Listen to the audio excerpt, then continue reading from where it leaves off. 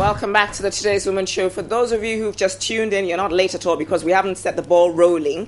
I'd like to acknowledge our sponsors always, Lydia Female Contraceptives. With Lydia, you decide. Because of them, of course, I'm sitting here bringing you good tidings today. Now, I'm not going to tell you who my guest is. I'm just going to give you a little bit of a hint as to who she is.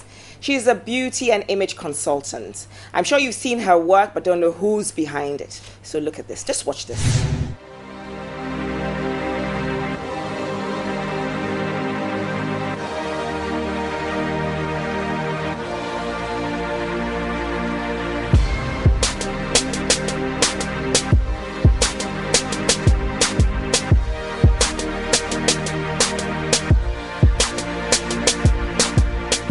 ReneeQ, I always say that inner beauty, outer glow. So your inner beauty accentuates, your outer glow. So when I talk about beauty, because I'm a professional makeup artist as well, and everything I do, from my makeup artistry to my designing to styling, it's all about making a woman look beautiful. But if you don't feel beautiful inside, then no matter what you wear, no matter how many colors you put on your face, no matter the false lashes you put on, you still won't feel beautiful. And beauty is all about your confidence. ReneeQ is all about color. We have every color imaginable, so to complement any outfit at all. And the ladies love my pieces because they are extremely unique. So I make just a few of a particular design or style, so you won't go out and meet so many different women wearing the same thing. Like with this piece, for example, which I absolutely love. But with this piece, for example, I only have one of it.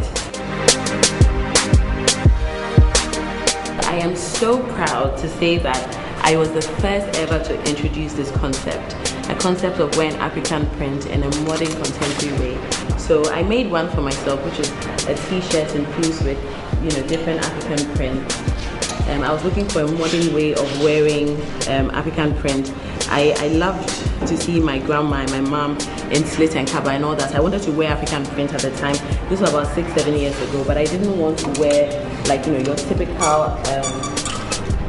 kaba style, so I developed this.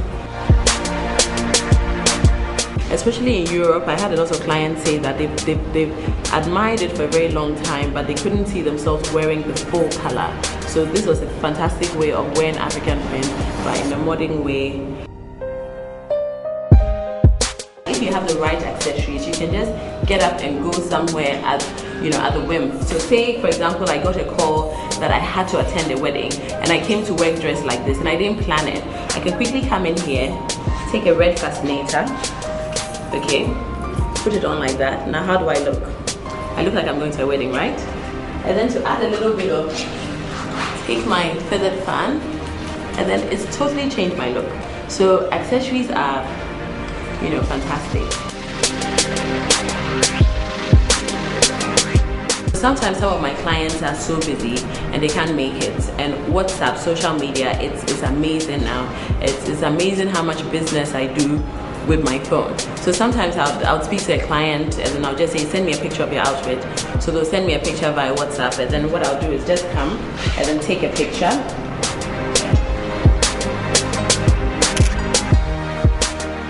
So I'll take a picture or two and then send it to them, and then together we can style the outfit. So they'll put maybe 3 pairs of shoes, a bag, and as long as I see the total outfit, I know exactly what can match it. I love it so much, and when my client tells me, or when I see the excitement or the joy in their faces, when sometimes they'll send me a picture of themselves in something that they bought from here, or something that I put together for them. It excites me so much. I love it so much when a bride, for example, would look at her face after I've done her makeup and will be so emotional. Sometimes they'll cry, which spoils the makeup. Then I have to start all over again. But then it really, really touches my heart so much. I teach as well. I teach makeup artistry, and sometimes after the course, some of the ladies will come up to me and tell me that before the course started, or they came to me with such low self-esteem. So they came to learn makeup artistry, but at the end of the class, even though they've learned makeup artistry, they've also gained confidence in themselves, or now they feel like they can go out and they can do it, because I'm teaching makeup, but then we are talking about other things as well, how to start a business, how to build your brand, different things like that. So because I do different things, I get such satisfaction from so many from different points.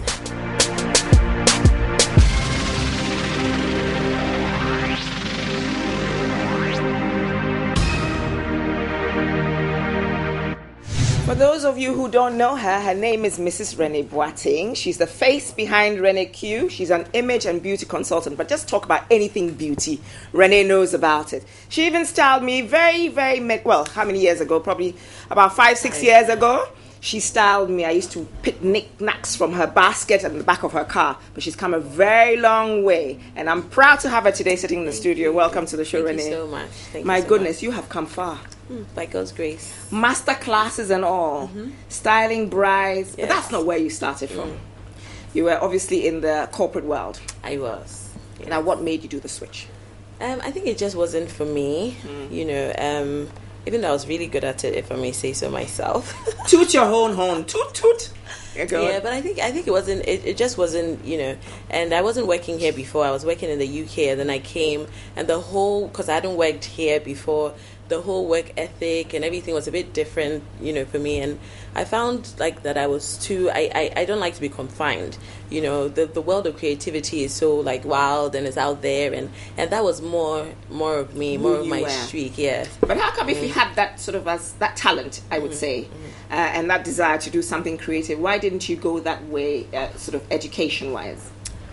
That's a good question. But you know what it is like here when you're in primary school and when you're in JSS, and even your headmistress or headmaster will tell your parents what you should be. So, Renee is really good. Let her go and do science and become a doctor. That sort of thing. Or your parents are. They want to say that you're a lawyer, even though my parents were not like that though. But I have to say that I really, really, really wanted to get to the World Bank. Oh, you did? I really. I was going to ask you what your dreams were as a child. I really. Why the World Bank? My uncle, Dr. Ken Kwaku. Okay. He used to work at the World Bank, and he would come home from America, and I loved him so much. He was my favorite uncle. He would come and he'd be telling us, another World Bank, and all of that. And I thought, I want to work at the World Bank. You thought it was a very glamorous thing. Yes. So for me, I really wanted to get to the World Bank, and so that's how I started. So I did a degree in business administration, and I did finance, but I started work in HR in the UK in Gillette. Yeah, so then when I came to Ghana, I thought, let me start with the bank, because of course I'd have to grow, and start. Through the ranks. Yeah, so I started with Zenith Bank. Okay. Zenith Bank Ghana. At the time, they just opened. Yeah, I think I was good at it. I don't know how to put it, but it just wasn't me. You didn't find the fulfillment. I didn't find it. That's it. I wasn't. Yes. Your soul searched to do something more. Something more than that. But were you always creative? I mean, you're a product of St. Rose's. Yes. What do you think that imparted? And let me add that I was the chapel prefect. Chapel prefect. I like to tell everybody that. Chapel prefect, which today is bearing fruit because you are very close to the Lord. I am. You are. Was it run by nuns though, St. Rose's? It was. And were they very Sister strict? Salamin and Sister Zita. They were very strict. They were very, very, very strict. What do you think you came away with, having been to a convent? Because it was a convent, obviously. Literally. But I think that the discipline, and I can tell you that I can really weed. If I see any grass anywhere, I can weed it really, really well. Because we weeded a lot. Funny enough, I went into a friend's shop today, and she was tidying up the shop, and it was a bit there. She was saying, her girls haven't done a good job about tidying it up and everything. And the girl says, Auntie Audrey, just look, it's not going. So when I took the rag and I said, apply a bit of pressure. Yeah.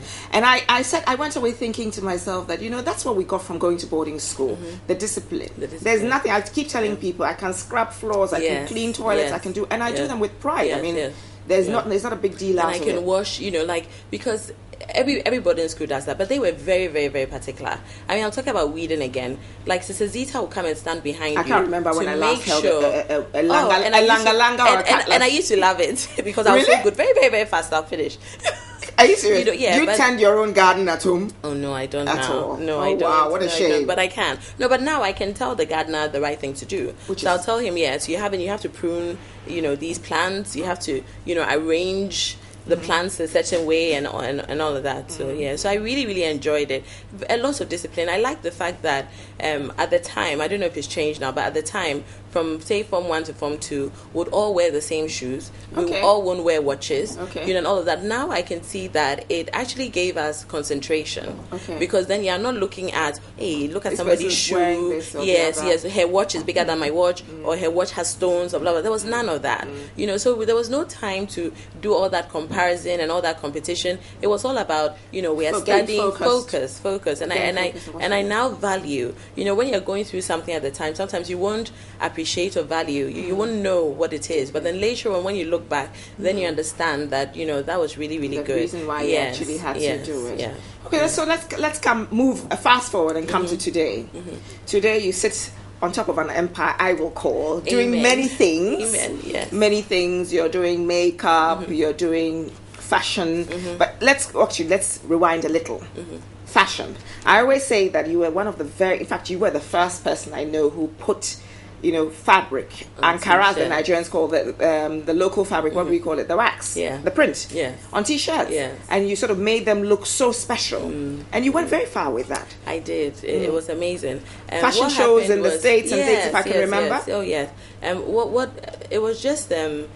it's just almost like a risk I took, but it's also just being creative. I was looking for a modern way of wearing African print because I always loved the colors, the designs and all of that, but I really didn't want the whole slit and kaba look because to me I thought, it's too mummy-ish, so I didn't want that. So I did one for myself once and I wore it out and I almost got stampeded, if I should call it that. Everybody wanted to tear it off you. Yes. And then I wore it once in London. Everybody, what is that? What's that? Where's that from?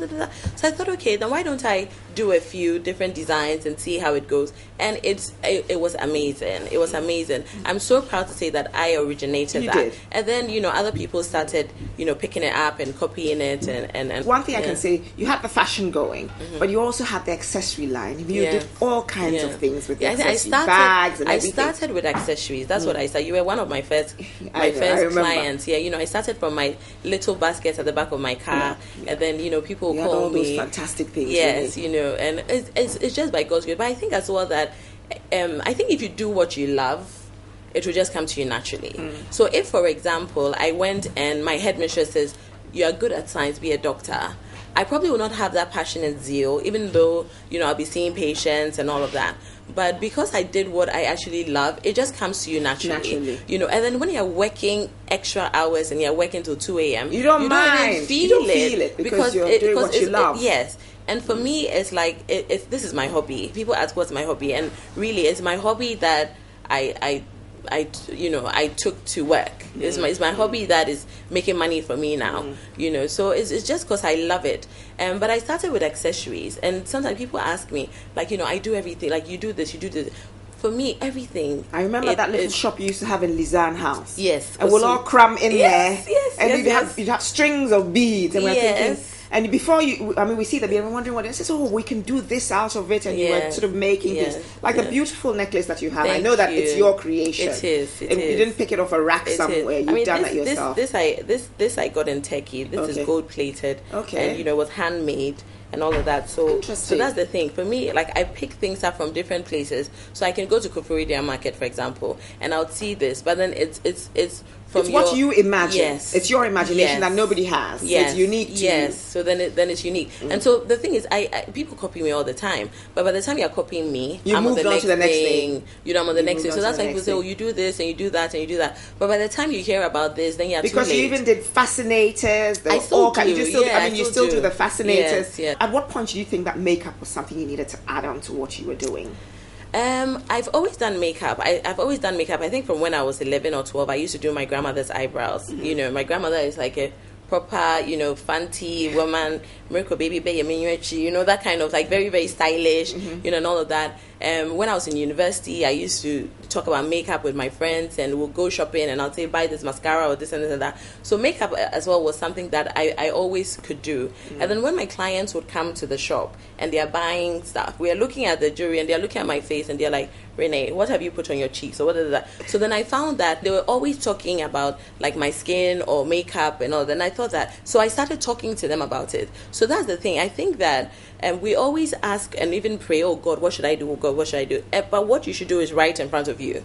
That's if you're listening. And that's what I do. I listen and I find a niche market. And that's what happened. At the time, people, like a lot of women were not wearing a lot of makeup, or they were wearing makeup but not correctly. So I found that I was advising a lot, or, giving tips and all that. And for me, qualification is also very important, because I wouldn't want to talk so much to you about what I think I know, when and you then don't know why it is so. Yes. And then you ask me, so where did you learn that from? And I'm like, I read books or whatever. So I went back to the UK and I studied. I studied makeup artistry. I studied skin analysis, and all that. And then I came back, and then I keep, even till now, every time all the time, because things are changing. New colors, new applications. Yes. Now it's all about highlighting and contouring. Okay. But how are you doing it? Are you doing it properly? So because for me, I'm an ambassador for natural looking makeup. Your makeup shouldn't wear you. Okay, you are wearing makeup. So it's very, very subtle. Just very subtle. Just enhancing your natural beautiful features. And then if you have any like spots that you want to hide, then you use the makeup to hide that. But it should be very, very natural. Too much of the whole scary. When you see them coming, they're so bright. But we have a day in your life. Because that brings you to today. You're running master classes, you're doing all kinds of things, and I'm sure you're doing so many things. But then the film will tell us what a day in Renee's life is like.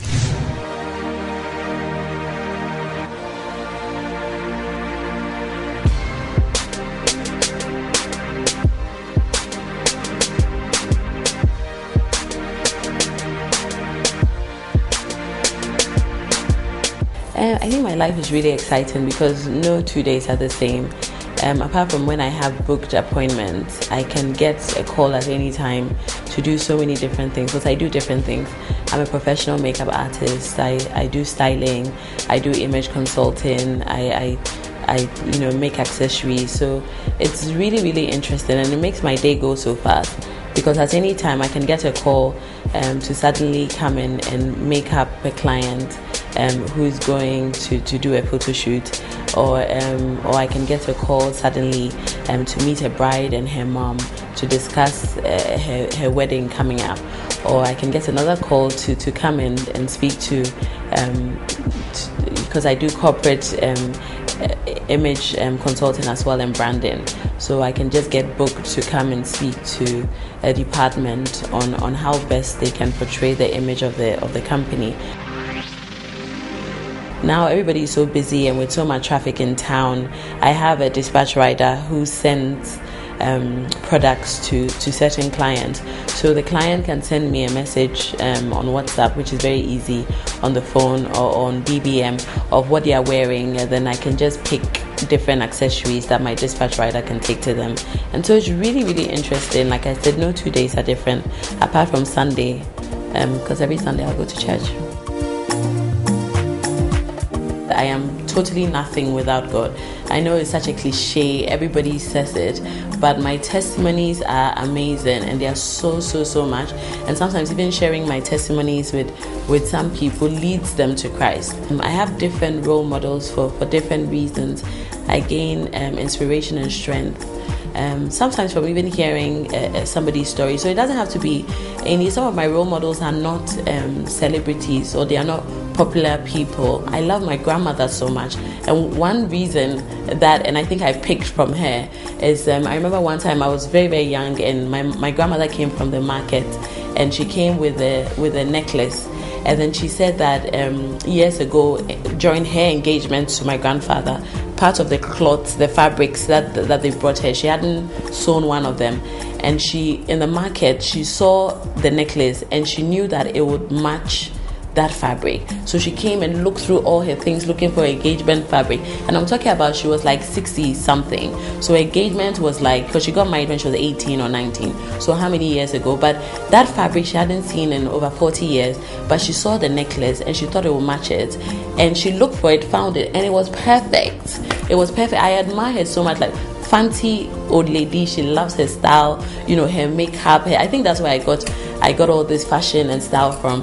So there are so many different, I admire uneducated women who have made something out of their lives. So there's a woman in the market that I buy fish from, and I admire her so much. And every time I go to her and I buy fish, she'll give me a recipe. And then super. She showed me this fish called super. I'd never heard of it before, and I made some serious abenkwine. And my husband and his friends were like, "What is it? Like, what, Charlie?" So there's so many people that I admire. I can give you so many reasons. I could go on and on and on. Maybe let's do a separate program for that.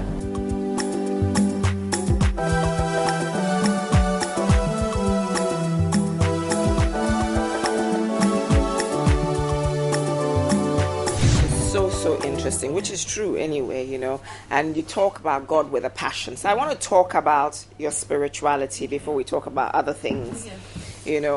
What led you to Christ, would you say? I mean, was it being the prefect at St. Rose's? No. Because you are a Catholic, aren't you? Originally born a Catholic. Yes, I was born a Catholic. And it's so funny, anytime I tell somebody that I was a chapel prefect, they'll be like, "Are you serious?"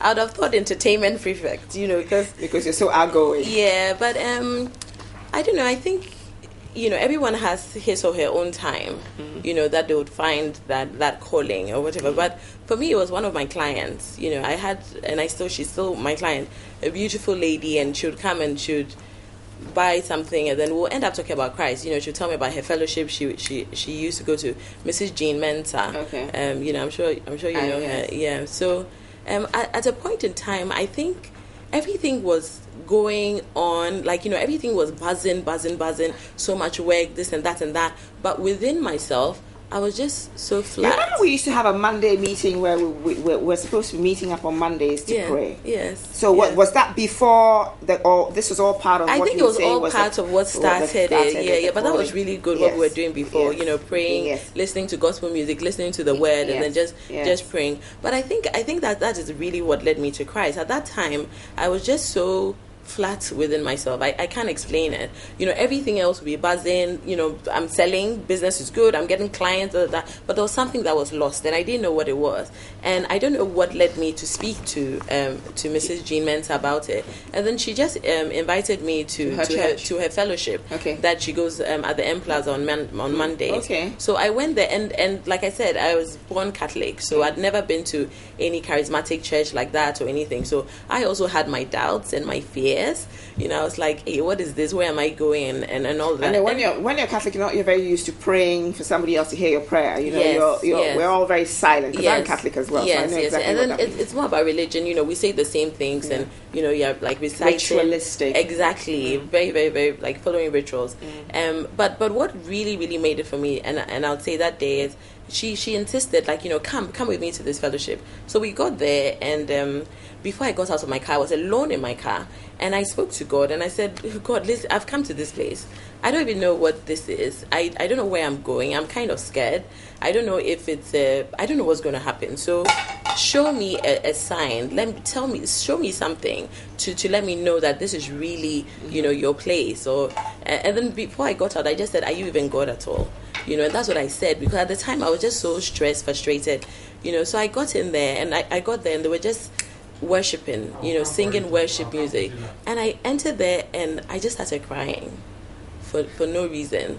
I wasn't speaking to anybody. I just got in there, sat there, and the tears started flowing. And as I was crying, it was almost like this heavy weight was just being, Aren't you and blessed? then seriously, it was just amazing. And then my pastor, Apostle Mrs. Leanne Kofi, she was praying, and then she called me. And again, I was like, "What are you calling me for?" She singled you out and She called singled me out. I remember I was wearing a black polka dot dress.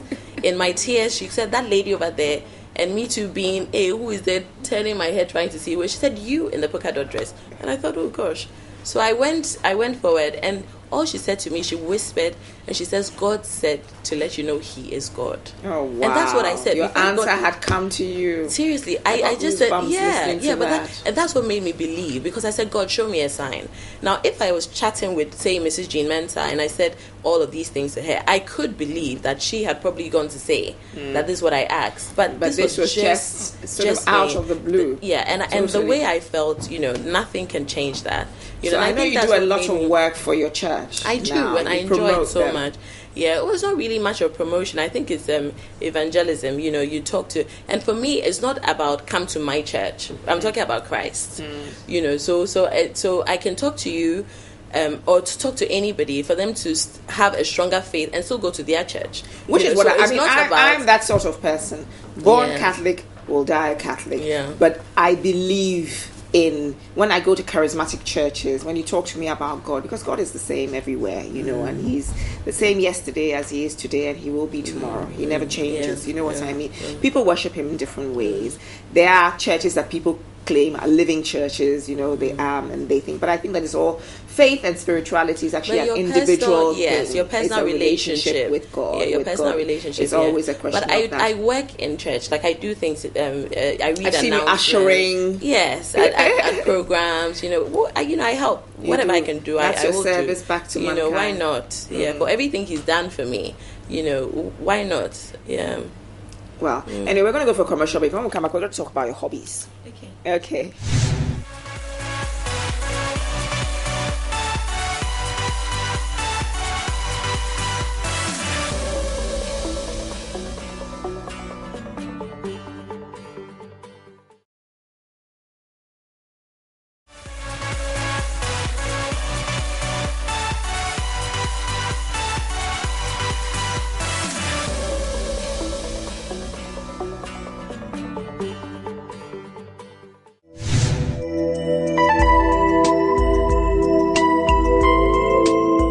I love reading fashion magazines. I love looking online at different pictures, fashion pictures. I get inspiration from all different kinds of places. I love traveling. When I travel, I get so inspired. Even the architecture, it doesn't have to be just fashion or clothing, but just even window shopping, going to different shops, looking at the merchandising, how things are laid out, looking at how the ladies are even dressed. I get so many different things. I love watching TV as well. I'm always looking for my remote control. It's always lost. And I spend a lot of time with my husband. We travel. We are very good friends, so we chat a lot, and I'm always bothering him because he's a bit quiet. Those of you who've joined us, I've got ReneeQ, who is an image and beauty consultant with me here in the studio. She's very good at what she does. I've known her for many years. I mean, this lady, by the grace of God, has gotten to where she is, but it's also been a lot of hard work. And I always tell people that hard work is very, very, very important becoming who you are. Now, all work and no play makes Jack a dull boy. And so, Renee, what do you do to unwind? What are your hobbies? I love cooking. I'm half Fanti, the Fantis with their Cho-cho, exactly, and their bakings and things like that. And then also I am top. I know, man. Yes. Like myself. Yes, Yeah. So my dad is an Ewe, so I grew up watching all of this. I love cooking. Waka and your okra soup and all of that. I really enjoy it, and I love entertaining my husband and his friends. You do that, so a lot of the time. On Sundays, constantly, I'll make a big pot of soup and this, and they'll all come and they'll eat and they'll be chatting, and I love to see that. I love reading fashion magazines, watching TV to unwind. And my hobby is my job, really. So it's like, I have fun every day in what I do. It can be very, very stressful because sometimes there's a lot of pressure on you because I do different things, and maybe 3 things in different areas have to be done. So then it can get very, very stressful because I have to be maybe making sure that a necklace is done correctly. At the same time, I have to be somewhere styling somebody or even looking on my phone. Learn to multitask? That's the thing. I'm a bit of a perfectionist, Okay. and a micromanager, which isn't so good. Well, you need those things as necessary ingredients in this society. You have to micromanage. Yeah. You I have do to everything. be able to get everything. Yeah, you like want. I delegate. Even though I have to say that my staff, bless them, they've Jaffa. been really they have been Jaffa. really, really good. I have Jaffa, I have Senna, I have Godwin, and they've been very loyal. Even when they're not doing well, I reprimand them, and then we just go on with the work. They've been very loyal, and I love that they it's almost like a family. If they have any family issues, they'll come and tell me. Even my tailors, Belinda, Henrietta, all of them. Two of them had babies last year, and they brought the babies to show me. They would call my mom. It's just so beautiful. It's like a family. None of them have named their children after you, though. No, actually, that's a good one. They should. Yes. They should. They should. Yeah. But you like that. You like to travel as well because you do that. You do quite a bit of that. I do. I have to. I have to because I don't get all my raw material from here.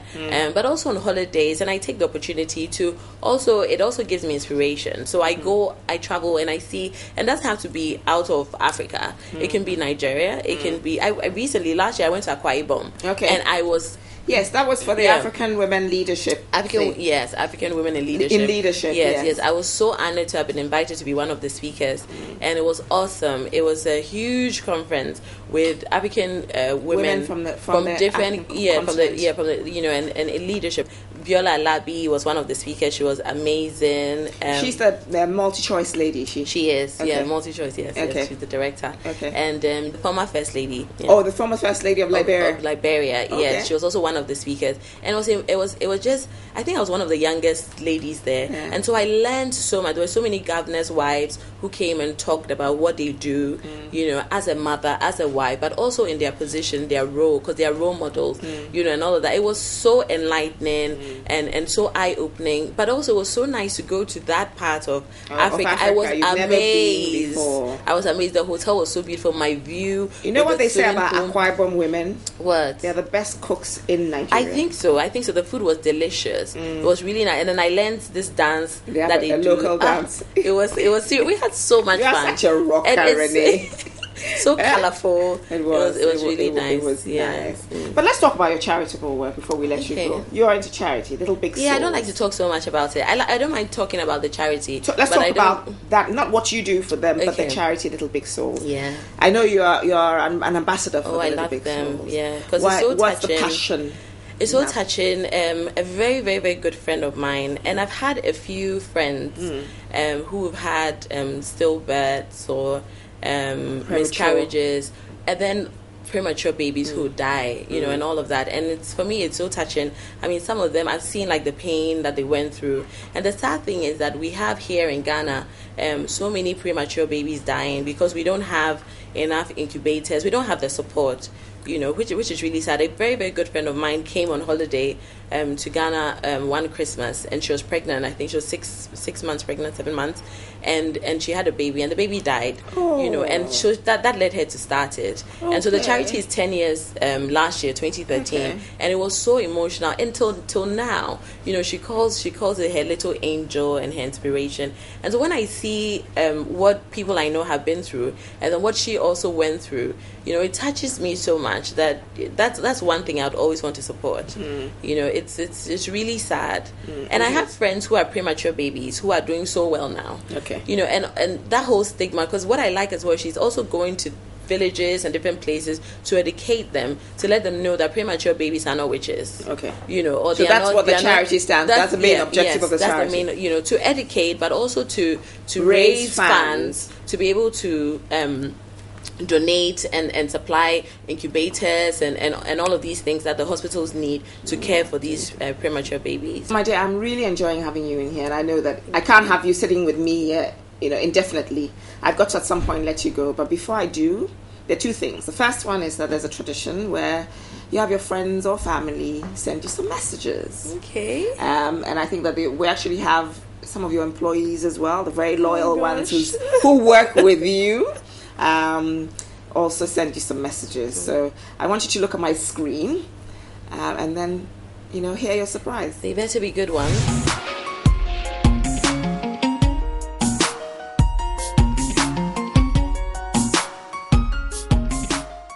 I've been working with her for a while now. She's a really nice person. She's very open, very sociable. And I think over the period, there are 3 things I've really learned from her. First of all, her commitment to God. Like, hey, anytime we have a new project or a new work piece we have to come out with, she always makes sure we first commit it to God. We pray about it. She tells us about it, and she makes sure, like, she always contributes whatever she does to God. She doesn't take the achievements for herself. That's one thing I like about her. The other thing I like about her is her self-encouragement. She likes to encourage herself no matter how bad the situation is. So as her workers, when we go to her and we tell her, oh, maybe this is not going on well, that is not going on well, she finds a way to encourage herself, and then that ends up encouraging us as well. And finally, I love her, the way she pays attention to details. I mean, everything must be on point. Every single thing. She makes sure the clothes, before we hang them on the rack, there's no thread hanging out. Everything is very perfect. I mean, the setup of the place, you can really tell. I mean, the way she sets up the place and everything, she always makes sure everything is on point. It's been over 3 years I've been working with Renee, and I feel it's awesome. I mean, it has created a great impact on me. She's a cool woman. I call her auntie because I feel at home with her. She's a fair and a good leader I've ever met since I came to ReneeQ. I've been with her for 4 years now. And it's been really fun working with her. She's like a mother, she's like a sister, she's like a friend. I mean, she's just everything you'd want in a woman boss. Even though people have their own perception about women when they are bosses, I think she's a different one, and I've enjoyed working with her. And every establishment, the CEO or the boss should be strict, to keep workers on course. Yeah, so for that, I think it's normal. If one way or the other she screams at me or yells at me, then I cause her too, so I think I'm okay with her. If you come and things are not properly done, you definitely get angry and then you blow up. Okay, but normally because we are her workers, sometimes we feel like she's shouting at us or yelling at us or doing that, but I think she has to do that to make sure the work is done well. So once in a while, yeah, she gets angry, she shouts, just to make sure work is done well. My prayer is that in the next 2-3 years, ReneeQ should have all the branches all over the country.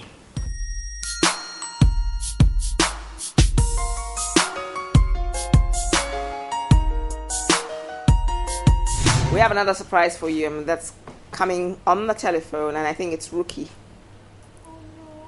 Hello. Ruka, hello. Yes, Morning to you. How are you?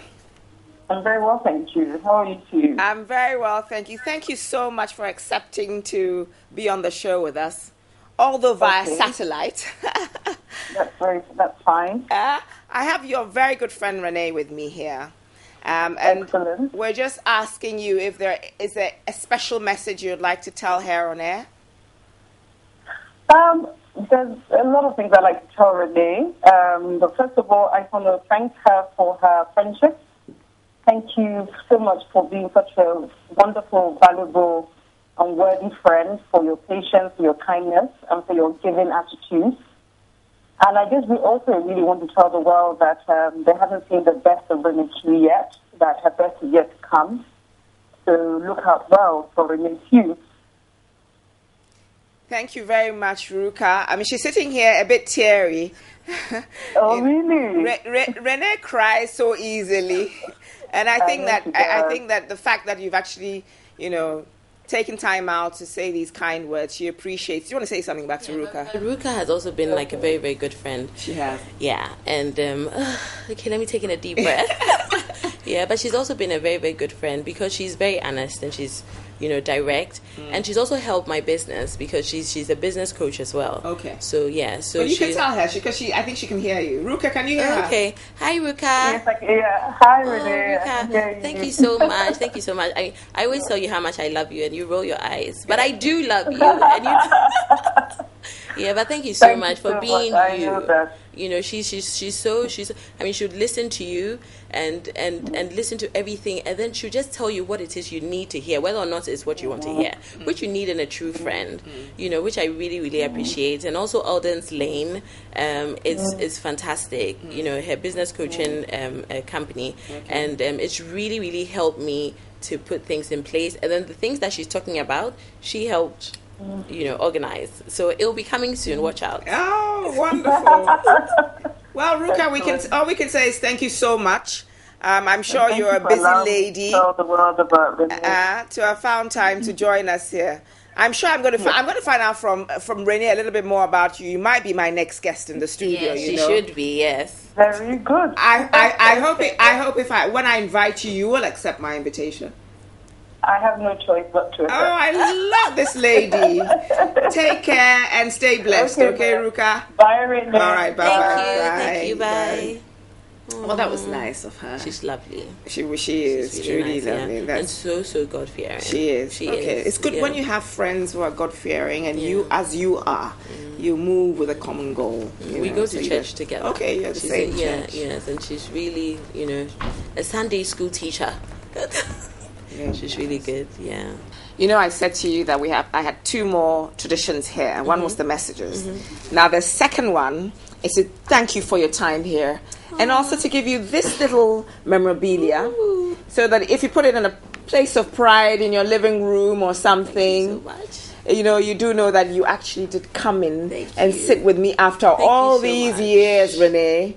I finally did. You're finally here. I really appreciate you coming. Thank you so much. And as Ruka said, we haven't seen the best of you yet. And so I love the fact that she's curvy. Oh, so wow. Because she really looks like me. Renee, Thank you so much. So bad. Thank you so this much. is you. I Thank really you so much. It. I appreciate you. And I enjoyed myself here. I'm happy you did. Thank you so So I want you to move on and do bigger things, and then you can come back and sit with us and tell us how far you've gone. Thank you. I will. All right. I will. Thank you. Okay.